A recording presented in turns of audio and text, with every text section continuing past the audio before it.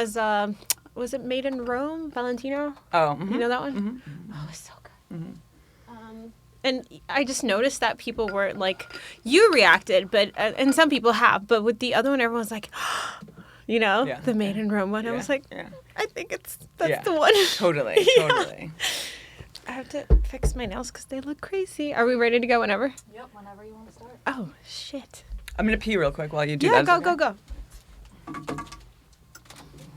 Where's the bathroom? Straight, like diagonal around the corner from these stairs. Okay. How are you today? I'm good. What was your name? Ashley. Ashley. Okay. Sorry Yeah, to Haley. sign in last time. Oh my god, they were like, That's make okay. Sure everyone signs in. And I was like, okay. No, it's fine. It's totally. I'm new. I know that you're not. You don't have to sign in. I didn't even know. I thought maybe that you do have to sign in, and that people were just doing it for me. Sometimes do it, and then sometimes they have people do it, and then sometimes they're like. That's what I thought. I was like, I just figured different people have like different procedures. I didn't mind. I'm still new enough where you could trick me. Someone coming in? I think you locked us in. Oh, fab. Oh no, he didn't. We're good. Okay, let's see. How long have you had your podcast for? It's so new, just a month, but Nice. like we're getting really good views. That's good. Yeah. Especially like in this day and age when everybody's I know everyone's special. hard, yeah.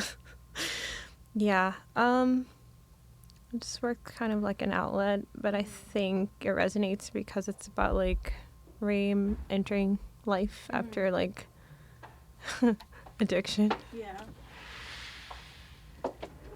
Welcome back. Oh, thanks. This is a good job on the decor in here. I like those couches and it's great.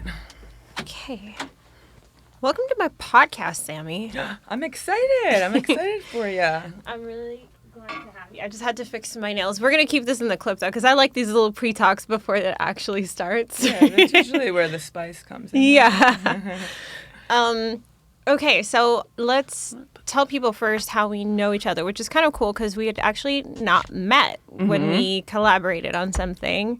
So in January? January, at the beginning of January, Yes. during the LA wildfires. Right. And Yeah. You have Sharing Venice. I do. My How long have you RHF. had that for? A little over a year. Okay. Mm-hmm. And I forget how I found you exactly, but... In the Venice group, the group chat. What is it called? The Venetians? Oh, the Venetian group, really? Yes, isn't Okay. that how we connected? I think, okay, so Probably. one of my regular volunteers was like, I want to do something. I'm like, Yeah. ma'am, we're for the at-risk community. Yeah, You need to calm down. Yeah. I'm like, I'm not there. I was in Europe. Angie? Is it? Angie, So yes. sweet. And I was in Europe, so I was like, I can't rally from here because it's not what it was designed for. And then I think you posted something I posted that she wanted to do something. I'm just like, listen, if anybody wants to help out, I have someone, we have clothes, we have, we have stuff. And you were like, I have a place for you guys to do this out of. Yes. And then it just took off from there. And you were like, it felt so good because you just took control so easily. I'm like, she's done this before. I mean, it's someone that's been in fight or flight mode one too many times knows how to deal with it. I understood. I was like, we're going to talk about this another time. But until then, well done, ma'am. Thank you. No, you were amazing. And you know what? It was, so my background, I'm a fashion designer and wardrobe stylist. I had rented a warehouse. I had a warehouse for a pop-up for November and December. Right. And then my grandma passed away. So my brand's called Papasweater, based on my grandpa's sweater. And it's all about like family. And after being a celebrity wardrobe stylist for 10 years, right. I kind of knew the missing links in a wardrobe. Yeah. And when I moved out here from New York during the pandemic, sidebar, I had launched like a fancy collection prior to, but I was just like, the world doesn't need more of that. People just want a hug in the form of a sweater. And so my Papa sweater was always that thing for me. Your that stuff is like, so cozy. Yeah. Yeah, it literally is that. Thank It's you. so cozy. And it's like a metaphor for what style is. It's like when you're comfortable in your own skin, you look good. Yeah. And that's just what it's about. Yeah. And that brand means so much to me because I'm able to like show my core values through it and speak about fashion beyond the clothes. So I had the warehouse, and I felt like I got robbed because I didn't get to go do it for December since my grandma passed away. So I'm like, you know what? I'll just bank on myself yet again and do the warehouse for January. And then that happened. Get there, and then the fires happened. Yeah. And it kind of was reminiscent of COVID to me in a way, because I had just launched our ready-to-wear collection know what you mean. right before COVID. And, you know, as businesses, when tragedies happen, it's just like, you don't go with business as usual. I mean, like, some people do, but for me, like, it just, like, I have a team, I have the resources, like, let's use it for something that's impactful. Yeah. So COVID, I actually had to switch my business again. I actually turned my whole business from feathered robes and matching skirts and all that to making face masks. Stop. And then when I started making the face masks, I had taught myself how to sew, so I did that. Wow. And then I never knew how to sew. I like always had people do my things. So once you learn how to do something, and like how the fabric moved. Sure. I was getting donated fabrics from my nana. Actually, she was giving me her like 1970s bed sheets, and like they were so fabulous. Honestly, like I'd see some sheets, and I'm like, oh wait, let's save this for something else. You're like, I see something. Yeah, and then but like.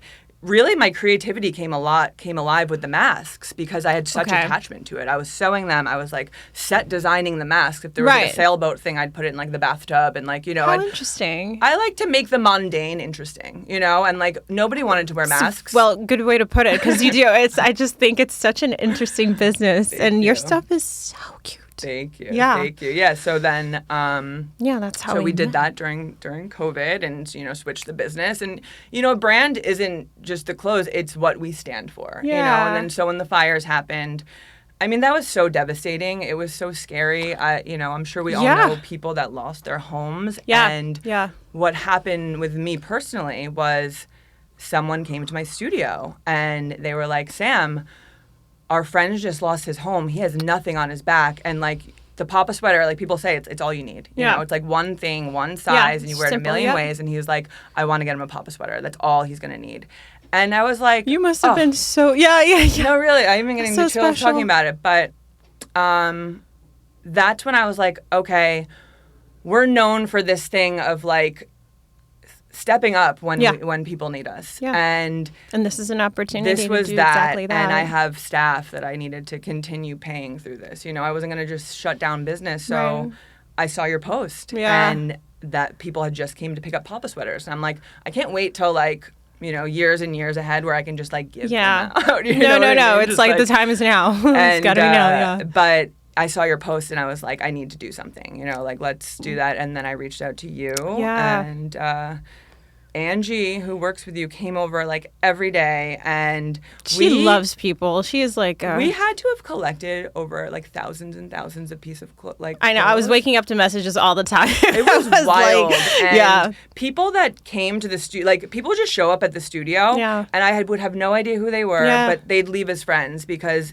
anyone that's coming to volunteer and like do that, like those are the people I want to be around. It's like the movers and shakers. And well, you know, then don't you? When I mean, you wouldn't wish that something like this happens, but when it does, it really does filter out who's a doer, and it was seamless. Like as soon as you stepped into that, I think I'm a bit of a control freak, you know. If I can't see something, I freak out. And then like literally the way you were just running things, I was like, before I even had to, you were like, and then we've done this and this and this. I was like, oh, okay. Fabulous. So it was just, it felt like, such. This is kind of like building a business. It was like collecting all this. You were amazing. You were extraordinary. So it was, and this is all before we met in person. So I was like, I think I like her. And then we ran into each other at Minotti's, and you were like, it's me. It's Sammy. I'm like, stop. Hi, bestie. And then, and then that was it. It was like, and also we have a lot of mutual friends, so it's kind of strange that we haven't met before. But I know. Well, I had seen, you know, we both were in the Back to the Beat, the Life's a Beat? Life's a Beat. Shut up. I was in it too. I was in the Caleb Simpson episode. See, I wasn't in that. It's one of the few episodes I'm not in. Oh, really? I'm not in that That's episode. Hilarious. Yeah. But I'd seen you in there before. And, and like then I think Tommy was like, oh, that's the girl that was in the Life's a Beach episode.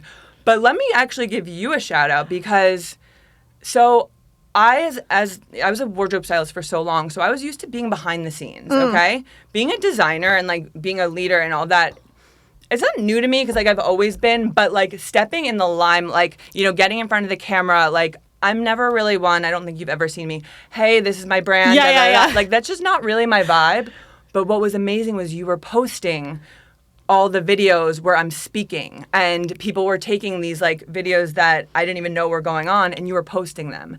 And the amount of people that, like, saw me for me through that, like, I always say, I'm like, it was the fires. Like, they really changed a lot in that way. Like, as heartbreaking as that was, it brings people together. And, you know, through that, I also got to wardrobe. I had high schoolers come in, and I was like, this is what I do. I saw some of your stories. I'm like, what are they doing that looks fun? I just was like, let me wardrobe you. And then I was making my seamstress was making the tote bags. Yeah. Oh, I saw those. I loved those. Those were so cute. Because people were bringing in sheets with holes in them. They're like, can you do something with this? And you're like, yes, ma'am. I don't think anyone should bring in plastic during the global they got a lecture. I'm just kidding. So cool.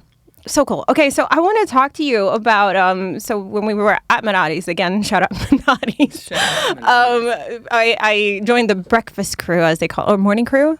You say morning crew? What's your time slot? Because it goes from like 7 I'm an afternooner. I'm at Gold's Gym at like 7, 8. So I'm a gym gal in the morning. But this time I came, I think it was after Tommy's birthday, our friend Tommy.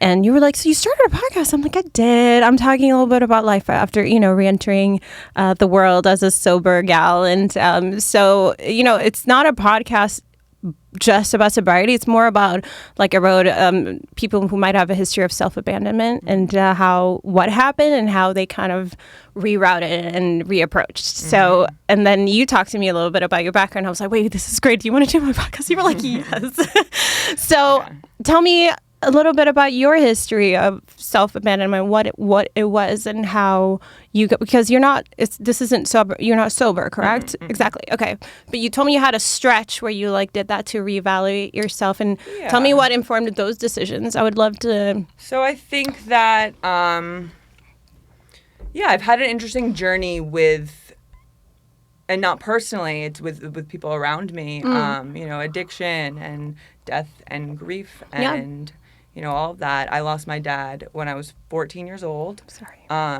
He lost his battle with addiction. And so that's something that I was so ashamed of it, honestly. Like, it's amazing that I can speak about it now because I couldn't even, my nervous system would be, like, so inflamed anytime anyone would mention family from the age of, like, 14 to probably, like, 21. Yeah, you're traumatized. I was like, I just didn't want to talk. I was ashamed. Like, I just was in denial, and I wasn't ready to accept that. And so I think when you experience that, when I went to college, it was like, oh my God, like, no rules, no nothing. Yeah. Like, it was like opportunity to almost, like, reinvent myself. Yeah.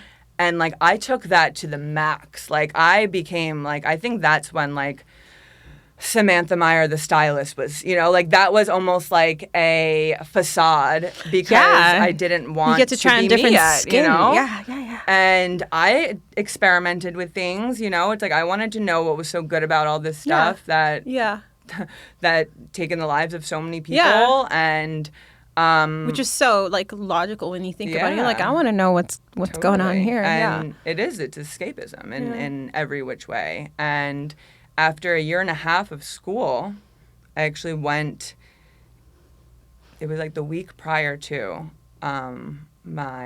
someone I knew was, like, we lived in, like, a party apartment. I went to U of A, big party school. And very quickly after that, I'm like, I should not be here. And I called my mom. What do you mean by that? You're like, this is dangerous for me? I had, like, friends that bought drugs from this drug dealer one night. And he literally died the next day. And I flew home a week later, and I told my mom I'm transferring. I'm like, I need to get the F out of here. Yeah.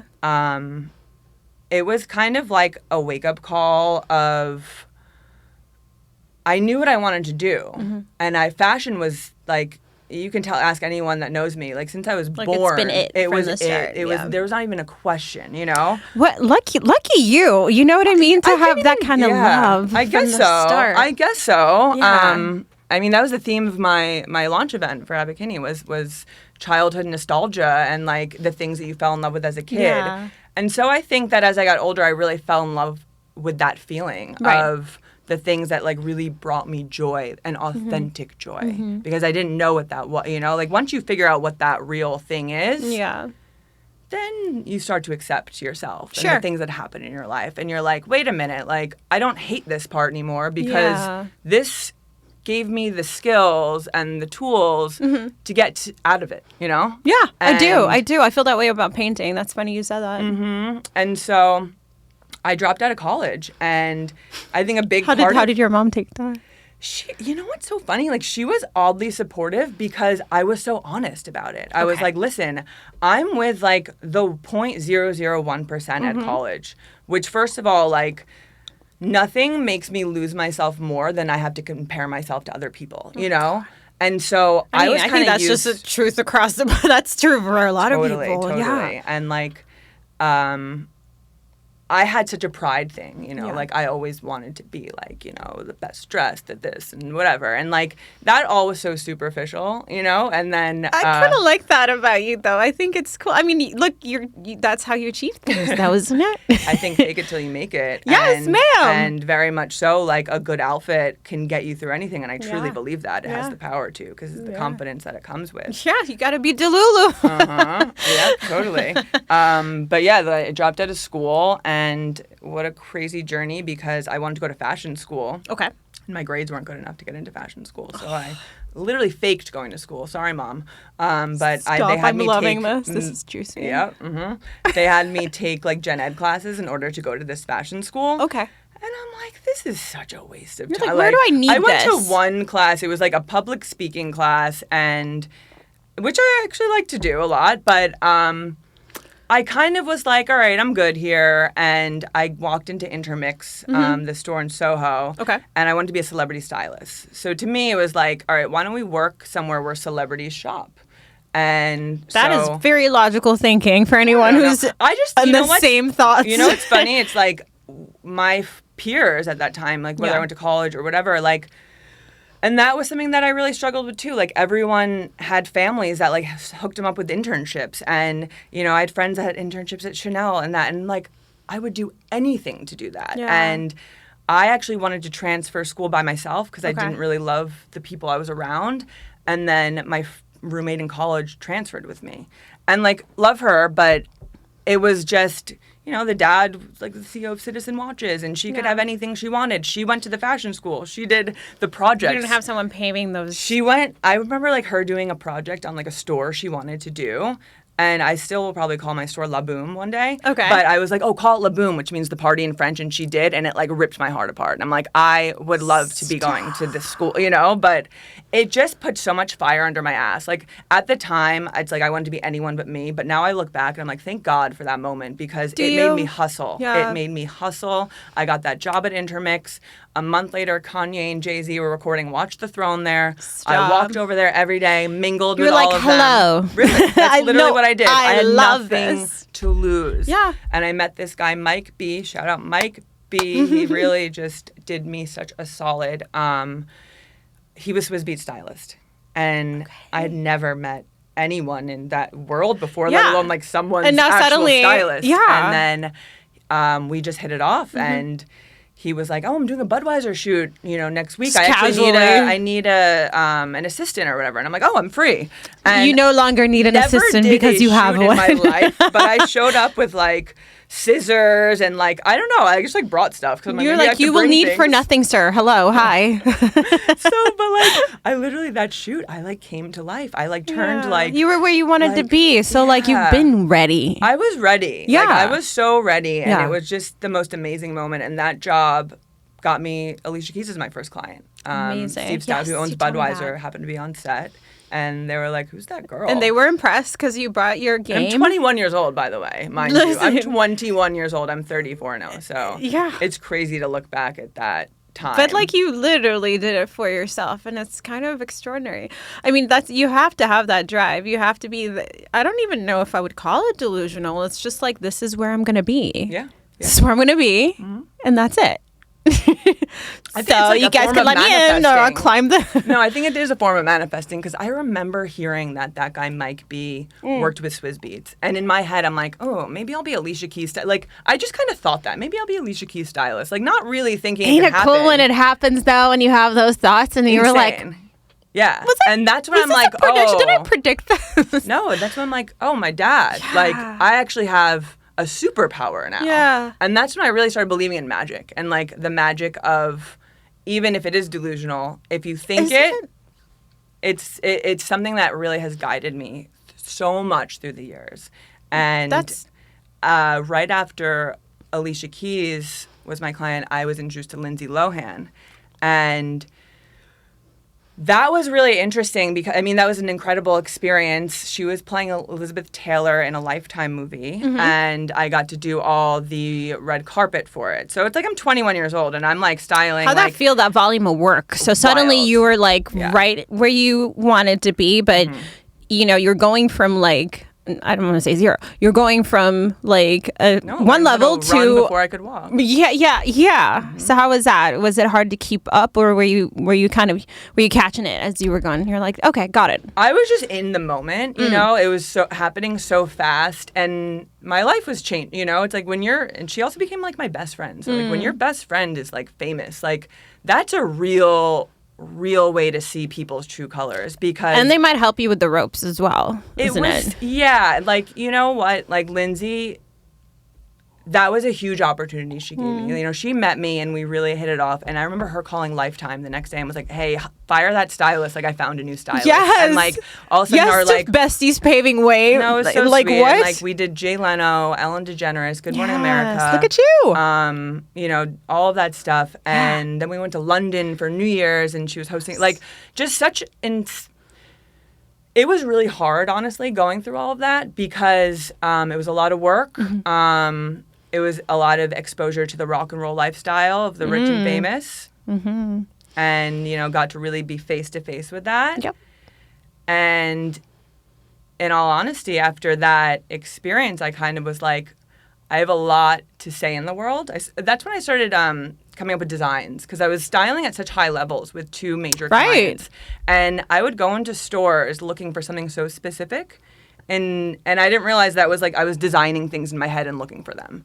And it wasn't until I think Swizz Beatz was like, I think you'd be a really good designer, because like the way I built wardrobes was like, I wasn't throwing trends at people. I was like building practical wardrobes. Like, and you fantasized about it for so long. Like in your head, you've been cooking for a minute. So there, you were like, it's been ready. Yeah. Like people always like, you're so chill about things. I'm like, 'cause I've lived it. Yeah, I've been here. Like, I know I just got here, but I've been here. Yeah. And that's just the secret, you know. Sorry, you have to ignore my phone. Is that yours or mine? Let's see.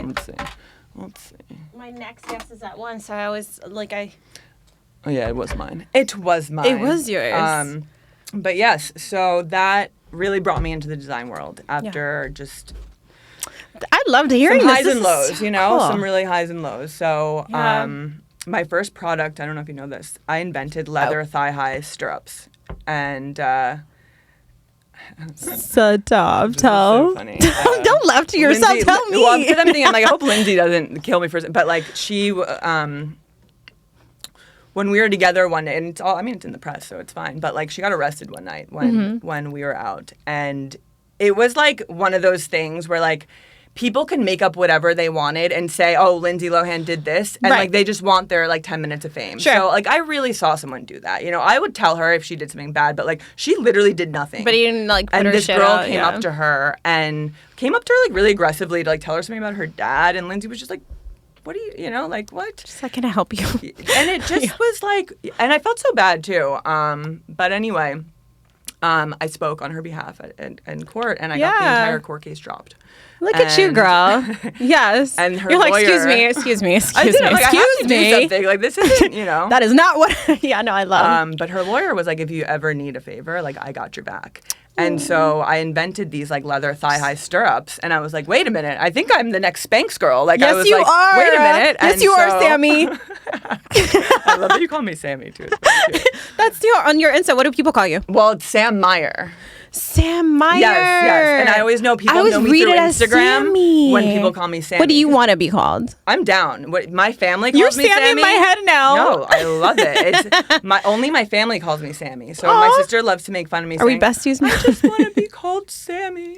And I just was last week. Oh. But so anyway, so I called up the lawyer, Mark Heller, his name is, and he's like a celebrity. Like he's a lawyer for like all like, the celebrities. He's like, what can I do for you? And I showed him my design. I'm like, I think we should sell this to like. I remember thinking like I should license it to like Helmet Lang or Rag and Bone or whatever. And he was like, oh no, the way your brain works and like you just solved like 10 problems in one. Yes! By this, he goes, you're the brand. Oh, you're the design. And like, I didn't know that yet, you know? And I had heard that, as I said, from like people in the past. People like commented in the past, but you didn't Lauren like. And Lauren Sharpman, this designer of Ippolita, which is like another kind of Cartier. I remember her saying that I was also a personal shopper at Barney's, and she's like, the way you built my wardrobe, you're a designer. And like, I didn't think designer was like the sexy career. I thought it was like the celebrity stylist because Rachel Zoe was like, you know, like we saw that on TV for the first time.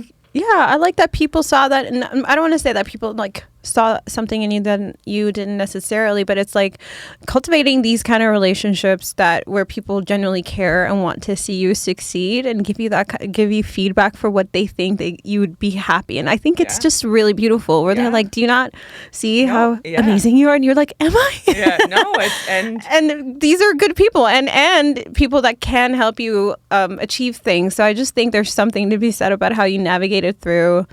Like you said, all the people in college had people opening doors for them. You really didn't. So you're like, I'm just going to place myself right here until somebody notices.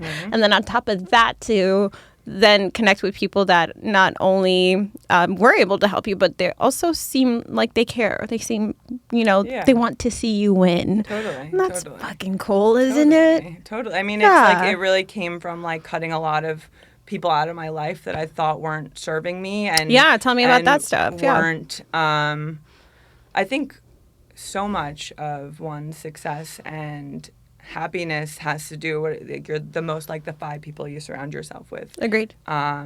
Choose wisely. And I really believe in that, and like anyone in my life, I'll say that to a lot of times. And like I felt like I was really held back because I wasn't around people I felt comfortable with. And it wasn't them, for Say that again, you felt like you were held back because? People like I couldn't be myself around, and I didn't feel comfortable with them, so I kind of put up that mask in a way. Yeah. And then once that thigh, when I designed those thigh highs, that was my first design. I went to Harlem. I went to Alicia Keys and Swizz Beatz custom guy in Harlem. Actually, he designed the Met Gala, had the... Recently? The recent Met Gala that was like dandyism, like that was the theme. Yes. He coined this guy. So it's called Harlem Haberdashery. Okay. And they took me there because Swizz got custom stuff there. Very nice. So there's no rule book for what, like being a stylist, being a designer. There's no rule book. Like no one says you have to do this, then it's this, like the then creative this. Wild West. You can just... Where to get leather. It's like you got to figure it out. So I'm like Googling where to get leather, and I'm like, who will sew this? I'm like, oh, those guys sew things. And so very cool. I went up there. I went to Harlem by myself with some leather, some sketches, and... Now that's guts. She said, I walked into Harlem by myself. I did. I remember someone came up to me and said, get the fuck out of Harlem. You're fucking like, excuse white. me. And I was like, what? Excuse me. Yeah. Rude. Yeah. But like... that's the stuff, and you just have a drive. You're like, I'm not gonna lose. So no, it's I think when you've been through rock bottom, like for me, like there's and rock bottom would have been your dad. 14 years old. Yeah. And that's your biggest nightmare. I went home and my mom gave us this box of letters, and they were letters that we wrote our dad when he was in rehab, and it was so hard. I mean, like, it's healing to read that stuff. But I wrote, like, I hope you stay better forever, because I knew, like, I remember him saying to me so many times, like, if I do this one more time, I'm not going to make it, And he said that. Mm-hmm. Okay. And so as a kid, when you know that, that's the my biggest fear was losing my dad. And then when it happened, it was like, well, you knew this, you were going to, like... They said if you did this one more time, like why, So was that anger towards him? Do you think, and or it's at life? It's just anger to life, and like just to me, I talk about the black hole, you know, in that moment in my life, there was a black hole and there was no getting out of that black hole. There was no happiness. There was no relationships. There was like, I just felt like, how can I carry on with this hole? What do I do? Yeah. You know? What do I do now? Do that? And then really when I started designing, I picked up those thigh highs from Harlem Haberdashery. I put them on and they were everything I wanted. Like, and this is a new piece no one's ever done before. And like, I invented a new thing, and it was. I have to go see them now. You have to come see them. Yes. I'm gonna relaunch them like soon, and they'll make more sense then. Yes, please invite me to your launch. But Full Circle Intermix then picked up that collection. Wow. That was the first store I walked into. They then fired me because I became a stylist and never came to work anymore. And then they picked up my collection. She said I did get fired. I love how we just slipped that in there. No, those are important. Sometimes you got to get fired on your path to success. Oh, there's so many like the perceived more lows. Yeah. Because I remember even like a couple years, like Lindsay was then doing the Oprah show, and they were like, "Why don't you be her like right hand man on it?" And I'm like, I am not together enough to like the world to see. Like, not that it wasn't together. I just thank you. I had so much. Yeah, I needed to learn. Yeah, I knew that. I love that you knew that though, I knew that. And not like one of those things where you were on the path and you're so blinded by like, oh, this is intoxicating. I'm just gonna. Because earlier you said fake it till you make it, and that's also a thing. But like, know thyself, right? It was so you want to know you want to know where you might blow it if you just stay on this ride. I just knew like that feeling of making my own thing was like, I'll say that I wish I knew the date of that day, but like that day changed my life when I put on my first design. Everything. Because you completed something. It was crazy. It was just that message of like the things that you're the most insecure about, the things that you know, were the most traumatizing, tend to be the biggest lessons in your life. And they tend to be the most unique parts about yourself, you know? And that's what it was. It was like, I made this thing out of nothing. Yeah. And now I'm going to kind of snowball from that. And, you know, coming from a place of total hopelessness, I found hope. And that bit of hope is just instilled in everything that I make.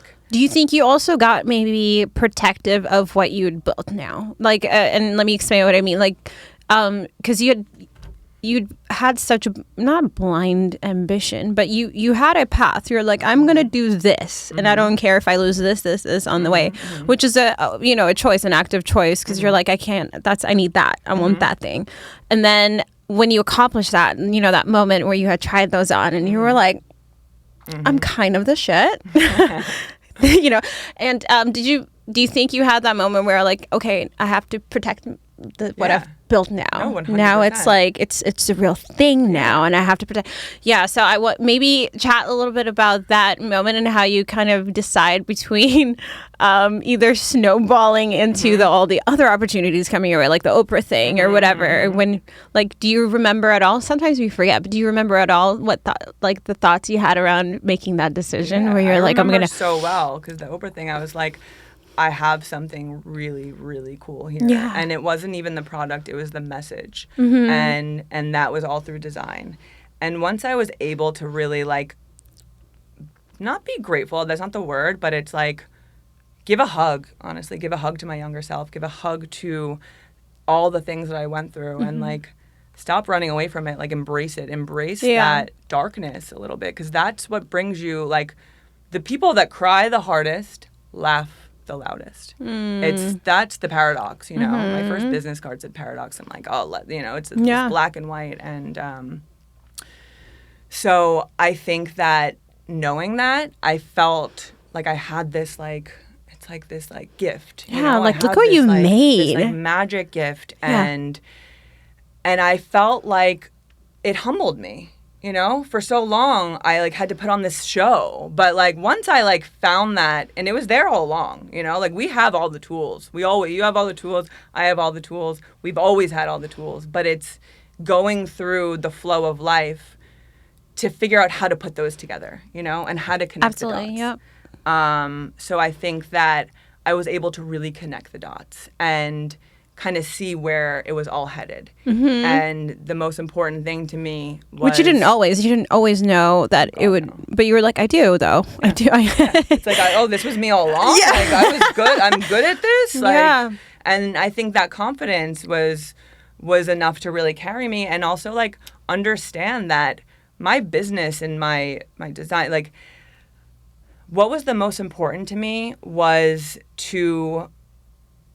I teamed up with A Caring Hand, which is a nonprofit for kids who have lost a parent. And that's what I was like, okay, you have a brand and you align yourself with things that you really believe in and amplify it, you know? So yeah, it sounds like you were always, first, it sounds like you were processing existing with a profound sadness, like losing your father, and integrating it into the ambition. It might have, I mean, sadly, it might have contributed to that sharpness you had, because you've already experienced such an extreme sorrow at such a young age. Yeah. So, which is like, we don't even have the emotional tools yet. I mean, 14, we're kids. Yeah. So to be gutted like that, I mean, it really could take you down. But to have like such a love, I mean, I don't know. That seems such like guardian angel-esque almost. Well, I watched my mom. My dad owned a moving company, and I watched my mom, like, it wasn't even a day that went by, and like his business wasn't doing well because he was struggling. And my mom, stay-at-home mom, fashion mom, went to fashion college. Took over my dad's moving company. Stop. My mom. Okay. I watched Struggle City happen, you know, all of high school. My sister went to college. I was in high school. And I was really mad. That's when I was angry. I was mad at my dad. I was mad at my mom for taking over the business and not being there for me. And then this article came out about my mom. And it was around the time that I think I was just starting to design. And I read the article and I'm like, this is the same message that I'm getting. It's short-term struggle. And long-term success, you know, but you have to go through that little like awkward time for sustainability, right? And so the couple years after, she would go home at like 10 p.m. at night, but then I read this article about my mom and, you know, how she did that for my sister and I to put us through college and step up. My mother is now top 50 women entrepreneurs in New Jersey. Look at that. She is a fucking badass. And yeah, it sounds like she just took right over after, and it's hard sometimes for us as kids to understand what it looks like. And maybe there's a sense of abandonment as well in that moment. I mean, because not to project, I'm assuming just when you've lost a parent that you loved so much, and now you said she wasn't spending as much time with you. Of course, well, because she has to take over. And so there has to be that feeling of abandonment for a minute that we don't quite know how to look at as kids, and we just appreciate later when we get older. We're like, my God, you're extraordinary, mother. Like, I love you. Totally. I feel that way about my mom. A lot of things, like there's stuff that in sobriety for me, because that was my form of self-abandonment, was to just dive into alcohol and using and just not, because I had a lot of blind ambition as well. I accomplished a lot very young. And then to process the complicated feelings I had around family and my dad and my mom. What did you do? What did I do? Yeah. What drugs did I do? No. I was like, you said you accomplished a lot really young. What's the background? Oh, so I was a child model for Mika's Models in Sweden. Amazing. Hi, Mika's. I'm sorry for everything. And then I got into acting in Sweden as well. Cool. So I did theater since I was very young. And then I got into American Academy of Dramatic Arts here, which is, I kind of want to say, might have been the beginning of my chaos a little bit. I never drank before I was 23. Oh, wow. So it took a while for me to like fully get into escapism to that degree. But also before that, as far as the things I was accomplishing, like I was exhibiting my art and I was getting like in papers and in little old Sweden. Sweden is not very big, but I'd gotten the beat and it was working and it was making me money, and you know, I was setting up to have a pretty comfortable life. And what was meant to be like something to enhance my career, right around then, something in me just I think I realized there were so many things, family drama and chaos that I hadn't addressed. And again, that part about like not filtering out the right or the wrong people, totally. I just kind of leaned right into it. Like I needed chaos, and I embraced it. Totally. And it took many years from me. But in that time too, I think I learned, I think the equivalent of what you're, and it's not the same by any means, it's not the same as losing a parent, but in terms of self-abandonment, that thing where you had that void in you, it broke my heart that I had abandoned myself for a decade. Like just all these things that I'd worked, and I did work hard, even though I started succeeding at it very young. It's all I ever wanted. That blind ambition that you're talking about, where I was like, I want to be a touring artist, and then I want to do movies, and then I want to like I had done so well, and then I just left it because I didn't zoom out and like talk to myself, and I didn't understand what I was reacting and not asking what's making me react. If that makes sense. Yeah, that makes so sense. it absolutely broke my heart, and just hearing people kind of touch on those similar feelings coming from a different end of it is so fascinating to me, because it kind of highlights the importance of you do want to look at yourself, even if that shit hurts, because where it can go is not great.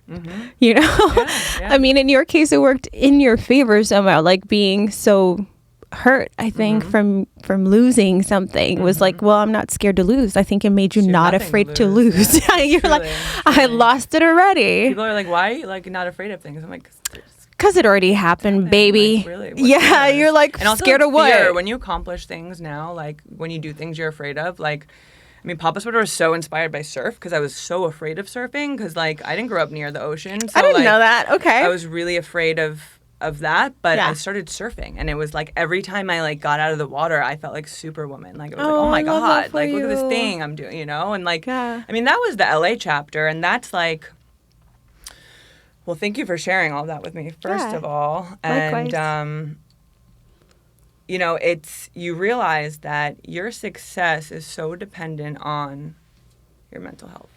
And you can have all the money in the world, all the fame, all of that, but if you don't have your head on straight, it's redundant. And I think that put me on a hamster wheel for a while, because even like, you know, I had the success there, I had famous friends, I had a lot of people around, and I like looked around one day and I'm like, none of this is making me happy, you know, like this, like, and I would rather live in a sewer than spend another day with people that aren't lifting me up. And I made such a conscious decision when I started my brand, like it was almost like part 2, you know, like this is the part 2 of like being authentic. It holds you together. Yeah, it holds you. It's you're very loyal to it. You respect it. You respect what you built, and that's maybe what distinguishes that kind of attitude from others, because I mean, a lot of people have design stuff and a lot of people have success in that, but it's like when you respect it and you love it the way that you do, and you also find that like it's not because like these are the newest pants that Loewe just made, you know, like it's like, no, because like the art and the design and the but background it means and the feeling and the, you know, it's the invisible and it has so thing. much history, like you've put a lot of yourself in it. It's not just I know how to sew, so I'm going to sew this. It's like this means this, and it comes from this, and this fabric is from here, and this reminds me of my dad, and this is like, there's just so much of you in it, and I think it's just such a creative way to express yourself. It's been like it so helps after you. the fire. So after we connected, I had the warehouse, and then once I had that warehouse, and plus we accumulated all this wardrobe, and like I know, like we ended up donating. It was a lot. I felt for you. I'm like, but girl. I also had to move out of the warehouse. I know. I remember that, and I didn't know where I was gonna go. Okay, and I couldn't go back home. Like I wasn't ready to. I was ready actually, but like I didn't think I was at the point to like having my own store or studio or whatever and take on a second whole new thing. But all of a sudden I'm like, I can't go back home now. And oh my gosh, I had been hearing about this studio in Abercrombie for a little bit, but then it was turned into like a movie theater for a hot sec, and that didn't work out. So I was like, I feel like that's how your angel works. How about that studio? Yeah, how about that studio?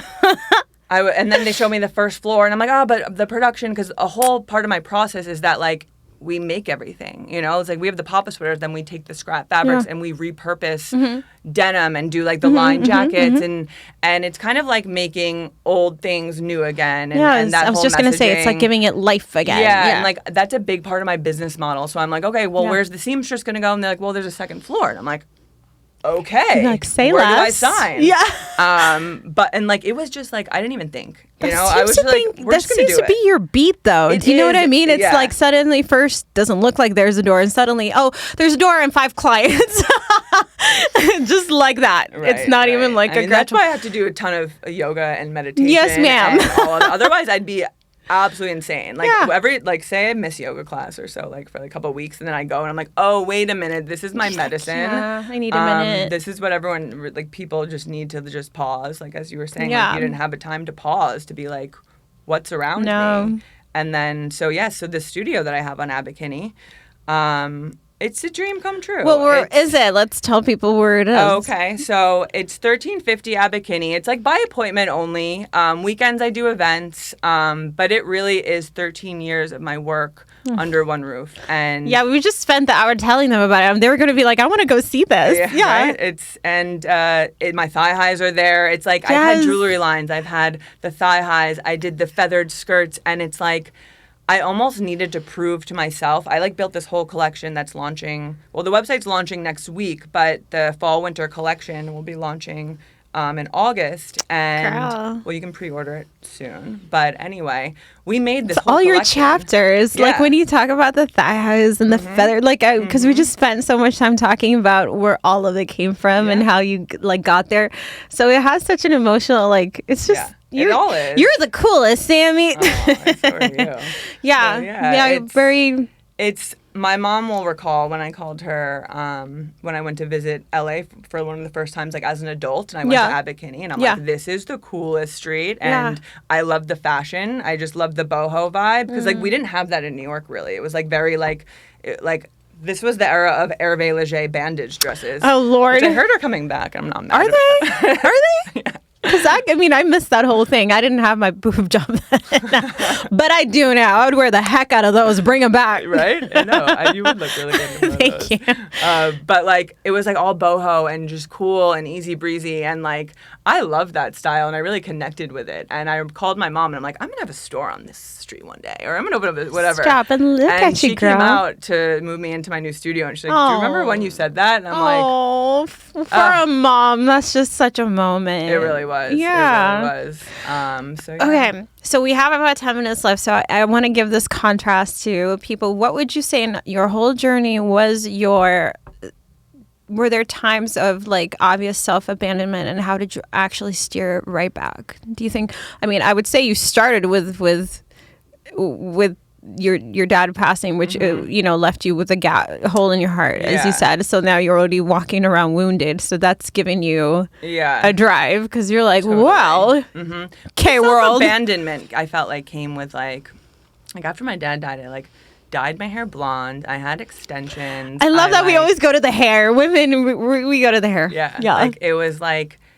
I don't know, and it wasn't me. You know, I look back at photos, I'm just like, that is not you. So like just removing yourself from your life, essentially. Yeah, and almost like just trying to be this person that I wasn't, and trying to be like my friends who like held trust funds. And like, I just like wanted that persona for some reason. I thought that would just overshadow everything else, you know? I thought if I led with this grandioseness, like no one would ask me about anything else except for, and they'll just be don't ask me about what hurts. They'll be distracted by everything. So when did you stop that, do you think?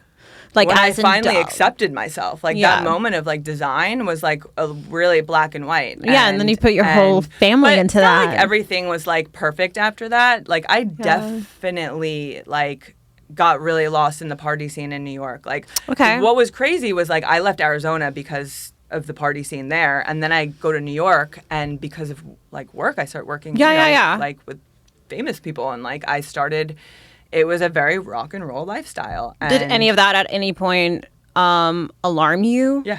Anytime I would do any drugs, like it would just be in my head, like, what are you doing? You know, like any time that would happen. Or like, you know, nights after like partying when you can't go to sleep and that just feeling of like, what the fuck? You know, I had so many moments of just, you know, it was a roller coaster because being an entrepreneur also, like, I didn't have money to do the stuff, you know, like I didn't have like $20,000 to like launch things. Like You're like, I got work to do. What am I doing? I had to bootstrap everything. And like my business was as good as my mental health. So if I was not straight, then it wasn't going to do well. Do you think you would have been able to live with yourself? Gosh, I'm asking you a lot of questions. Do you think you would have been able to live with yourself if you hadn't accomplished this? Do you think there was maybe that knowledge that I have to pull, because what would life look like for Sammy if she wasn't doing this? Did you ever entertain that? To me, it sounds like you didn't. You were like, we're doing this. No, it's like there wasn't even an option. There's no plan B. You know? There was never a plan B. But like now, if you ask me that, like knowing what I know now, like I'll tell anyone, like I'll be the happiest, like in a deserted island, like knitting crochet bikinis. Like that's really like oh, we just came out of I have a freaking the cucumber in my purse because what do you have a cucumber in your purse? Because I was just in the farmer's market. That's what happened when I moved to LA. She's on her grandma shit now. I moved to LA and it was like New York is just a really hard lifestyle to start a business because you don't have, like, as a designer, I didn't have the beach to go to. Like, I literally thought a papasweater, drove to the Palisades beach with my sister, set up a chair in, like, the middle of, like, nobody was there. It was, like, 6 a.m. and launched, to this day, that is the best photo shot on my iPhone, and it looks like a Marc Jacobs campaign. But, like, in LA, you can do that because you have access to all that. New York, like, you don't have the access to that. Everything is so expensive. Your outlets are going out and drinking and having dinner. You know, like, there just wasn't nature. And here, I moved to LA, and as a designer, you know, like, I'm, like, really I'm making the masks. I'm making the whole thing. And my plan was to move to LA, get a house in Venice that was way too expensive than I can afford. But I'm like, I can afford it for the summer. And then when the summer was over, I'm like, fuck. What do we do now? Papasweater happened. And it was because I was so inspired by this life. And you just seem to have a knack for that, though. You seem to, like, be on a whim. Like, No. I don't. I'm a whim person, and people always thought I was so scatterbrained. And you said about accepting yourself. I was like, I'm not, though. I just have really good ideas suddenly. And then I do them. So it's like on a whim. I don't mind that people saying that it's on a whim, but it's like that's how my brain likes to work. And it works for me. Like we're thriving in that, you know? But like you just seem to have a knack for kind of, on a whim, but you pull it off. Their ideas are like flowing and then you have the guts to follow through. And I think that's such a really strong message to give because it's like, I hated that people just thought like I would say 5 things that I'm doing. And they're like, shouldn't you pick a career? No, they're all my babies and they're all my careers. And what I do depends on the day you ask me. So it's like, I think your brain's cool. Oh, thank you. I think when you have a North Star that's like bigger than you and bigger than clothes and bigger than anything, like my North Star is like, I look at my 14-year-old self. I look at a 14-year-old or a kid that went through what I went through, and I want to be the example for them, you know? That's exactly what I want. Yeah. And I hope you're hearing that. I didn't have that example. I didn't have anyone to really Then you get to be the example, though. And I'd ask people for help in the fashion industry, and I remember asking someone, like, oh, who's your sales rep? And they're like, all of them. And I'm like, what assholes, you know? And, like, now, like, I will give people my resources, probably when I shouldn't, but, like, I want everyone to win, because I truly believe there's enough room for everyone at the table. And it's an abundant mindset, you know? I think, like, living here, having cucumbers in my purse and just abundance. She walked into the studio. She's like, okay, so Haley, I got a cucumber. As I left the farmer's market, the farmer was like, here's a So I did a collab with Wiser Family Farms, actually. Do you go to farmers markets? Sometimes. I don't know them enough to, like... I call them the Hermes of farmers markets. Okay. Of farmers. Okay. They have, like, the best melons that, like... I might have to start going more. No, really, it's pretty amazing. New York Times wrote about the melons. We became friends because he traded melons for Dodger tickets. And my sister has a Dodgers podcast. So me, Alex Weiser, the farmer, and my sister, and this guy, we went to the Dodgers game and my birthday last year. So started this friendship with the Weiser Family Farms. And then I just saw a craze over all this stuff. Of course you collaborate. Look, like she doesn't just like go to an event and hang out. It's just like, oh, boom, now we're working together. This is what I mean. Well, he was talking about it, and I was like, all right, you're talking about it a lot. I can execute. I see opportunities. So I photographed his vegetables and put them on T-shirts and screen printed them on T-shirts, and they make people so happy. I call them like they're the papasweaters of T-shirts, you know? Like they just like bring a smile to people's faces. And so Wednesday is like the farmers market that the chefs go to, and so it's just down the street. Okay. And so they sell the T-shirts there. So I do my little like fucking hello. Cool. You know, I say it's like my Wednesday little gig. It brings me so much joy. This is my like 4th time I've done it. And I just, you know, we sell the T-shirts. People that go to farmers markets are just people that are like, they care. They're conscious people. It's like the people that showed up during the fires. Yeah. Like those are people that care. Those are the people I want to be around. People that move with intention. We value that. I especially value that now in sobriety. I've gotten to know myself so much better, you know, since I got sober. Yeah, there was just a lot of things. I was like, I complicate my life quite a bit, don't I? It's the time. I feel like it's time that you get back. Right? Yes. Because that's what it is. And like I found, you know, like I've been through that where it's like numbing and whatever. So which doesn't always mean alcohol, you know, there are different ways we do it. And for me it would be like going home and like smoking a joint, like, but like every night, you know, this is like in the past.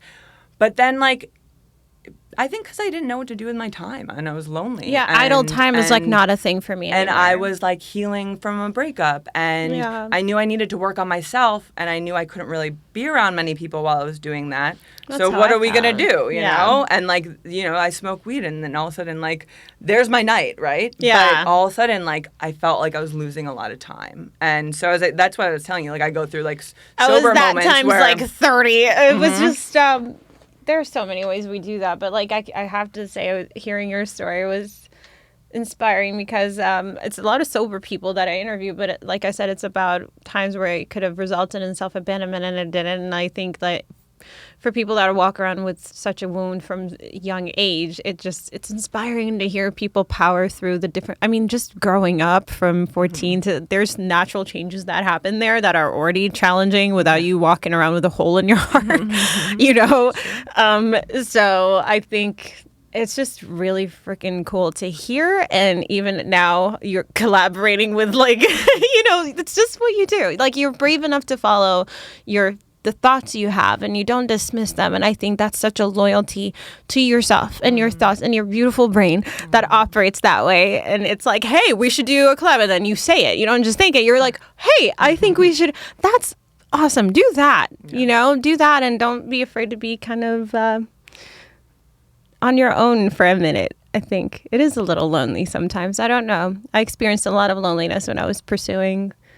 It's lonely at the top. I mean, we're so freaking wild. I'm just kidding. No, but it's lonely and when you're actually inspiration can be lonely, I think. No, I think right? I think when you have a lot of thoughts, when you have a lot of ideas and not a lot of people operate like that. Like I feel like a black sheep a lot. I'm like, oh my God. I know, but it's not. I like it. I wouldn't change it for anything. Yeah. Now that I don't know what it would look like if I weren't the black sheep. Right?